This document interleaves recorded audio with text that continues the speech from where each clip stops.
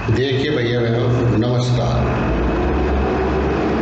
आज हम भूगोल कक्षा 7 पाठ 8 मानव पर्यावरण अन्योन्य क्रिया उष्णकटिबंधीय एवं उपोष्ण प्रदेश के बारे में जानकारी प्राप्त करेंगे। पहले थोड़ी सी रूपरेखा बता देता हूँ पाठ में क्या है, फिर आगे बढ़ेंगे। रेणुका बहुत उत्साहित थी। उसके चाचा श्रीकांत लगभग 4 महीने के बाद आज घर में थे।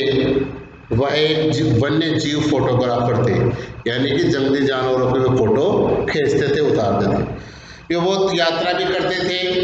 बहुत छोटी उम्र में ही रेणुका की रुचि वन्य जीव एवं वनों में थी।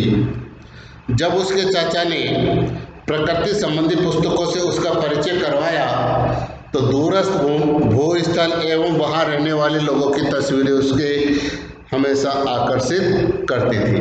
अब उसके चाचा ने क्या किया कि वन्य जीवों से संबंधित, वनों से संबंधित एक पुस्तक उसको उपलब्ध कराई। रेणुका इन तस्वीरों में तुम विश्व के विभिन्न भागों में के लोगों को देख सकती हो। इनमें कुछ शुष्क रेगिस्तान है, कुछ बर्फीले प्रदेशों से एवं कुछ गर्म नम वनों से हैं।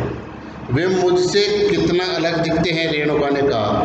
वे देखने में भले ही अलग हो सकते हैं, लेकिन उनके भोजन, कपड़ा एवं मकान जैसी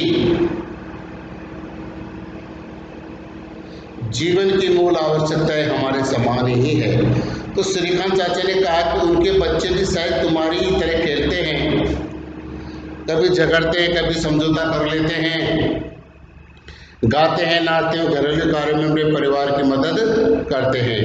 वे प्रकृति के करीब रहते हैं एवं जीवन की शुरुआत में ही प्रकृति की देखभाल करना सीख जाते हैं।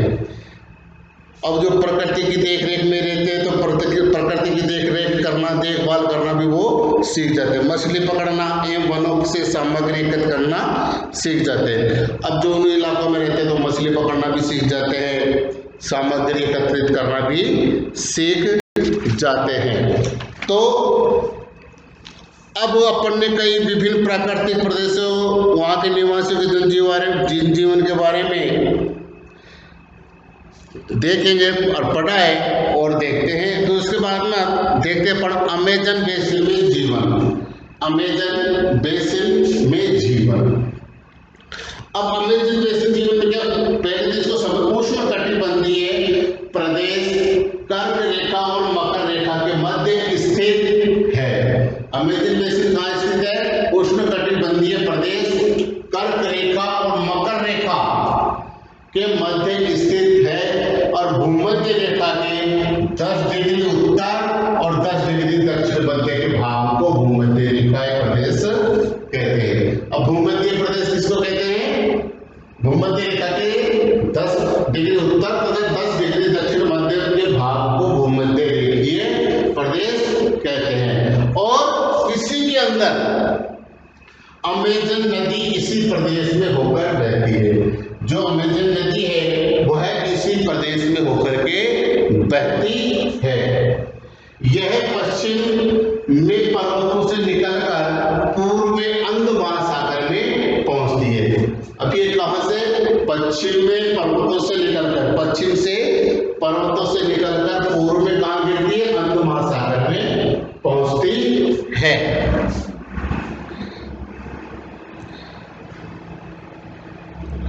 अब यह पश्चिमी पर्वतों से निकल करके पूर्व में अंध महासागर में कैसे पहुंचती है?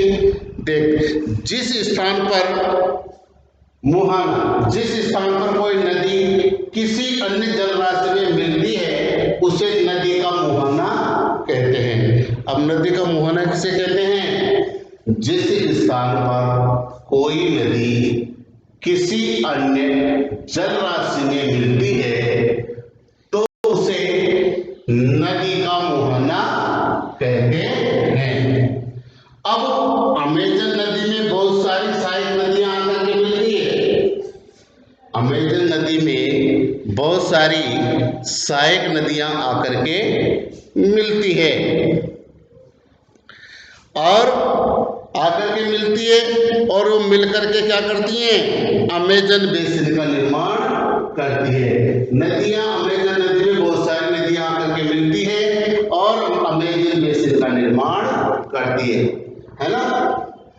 तो जो बहुत सारी सहायक नदियां आकर के मिलती है वो अमेजन बेसिन का निर्माण करती है।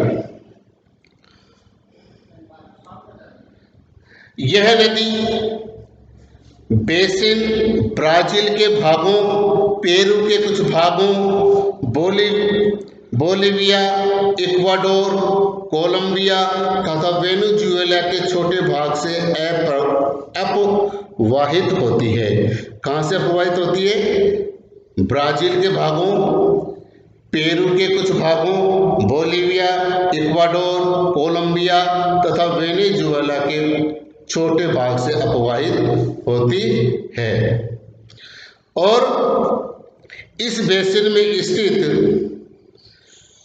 देशों के नाम जिनसे भूमध्य रेखा गुजरती है। अब आपको तो सहायक नदियां, ये छोटी नदियां होती हैं जो मुख्य नदी में मिलती है। ये कैसी नदियां होती हैं? छोटी नदियां होती है जो मुख्य नदी में मिलती है। मुख्य नदी अपनी सहायक नदियों के साथ जिस क्षेत्र के पानी को बहकर ले जाती है वह उसका बेसिन अथवा जल संग्रहण क्षेत्र कहा जाता है। यानी सहायक नदियां जिस क्षेत्र के पानी को बहाकर ले जाती है वह उसका बेसिन अथवा जल संग्रहण क्षेत्र कहा जाता है। अमेजन बेसिन विश्व का सबसे बड़ा नदी बेसिन है।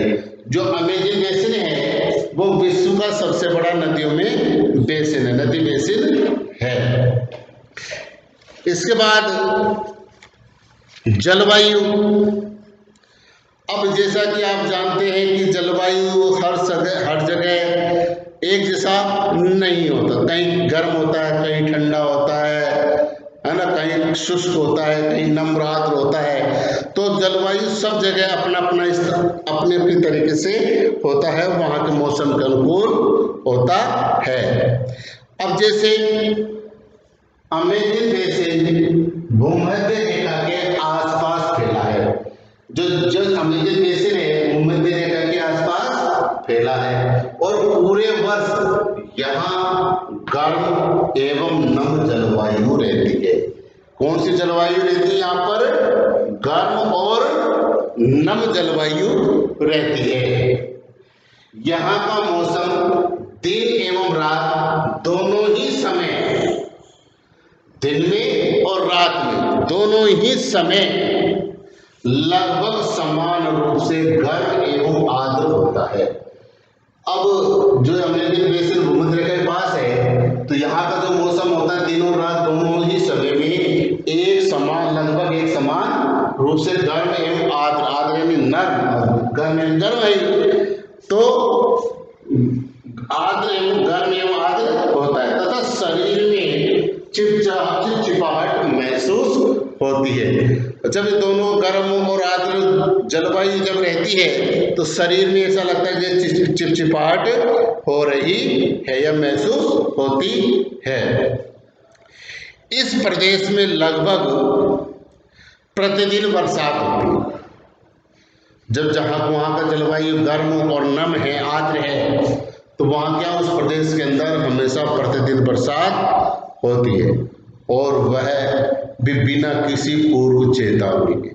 चेतावनी नहीं दी जाती साहब अपने, जैसे राजस्थान में मौसम अलर्ट कर दिया साहब इतनी तारीख में भयंकर बरसात होगी, अत्यधिक बरसात होगी, पूर्व में सूचना हो जाती है। लेकिन वहाँ ऐसी कोई सूचना नहीं होती। जब मौसम बनता तभी बरसात हो जाती। तो इस प्रदेश में लगभग प्रतिदिन वर्षा होती है और वह भी बिना किसी पूर्व चेतावनी के या बिना सूचना के।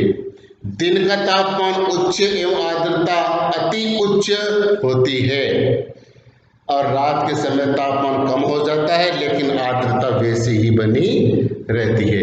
अब इन क्षेत्र में जो जलवायु का होता है, दिन का तापमान बहुत ऊंचे हो जाता है और आर्द्रता भी अति उच्च हो जाता है। जब गर्म होगा तो जलवायु में नमी आएगी तो वो आर्द्रता शरीर में चिपचिपाहट पैदा करती रहती है। और रात के समय में क्या होता है कि तापमान तो कम हो जाता है लेकिन आर्द्रता वैसी की वैसी बनी रहती है। शेष अगले भाग में। धन्यवाद।